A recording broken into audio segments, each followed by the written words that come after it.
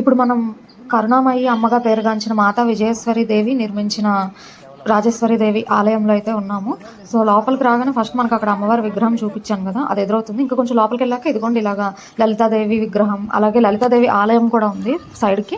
అలాగే meditation halls, guest houses అవన్నీ ఉన్నాయి. అంటే ఇది వరకు ఫారినర్స్ కానీ ఇంకా ఎవరైనా చాలామంది వాలంటీర్గా ఉండేవాళ్ళు కదా, సో వాళ్ళు ఉండడానికి గెస్ట్ హౌసెస్ అలాంటివన్నీ కూడా ఉన్నాయి సైడ్కి. అండ్ మనమైతే ఇప్పుడు రాజేశ్వరిదేవి ఆలయం వైపుగా నడుస్తూ ఉన్నాము. చూస్తున్నారు కదా, దారిలో అన్నీ చాలా అమ్మవార్లవి, స్వామివార్లవి విగ్రహాలు అయితే చాలా ఉన్నాయి. ఇదిగోండి ఇక్కడ దీని నుంచి లెఫ్ట్కి తిరగగానే మనకి రాజేశ్వరి అమ్మవారి గుడి అయితే వస్తుంది.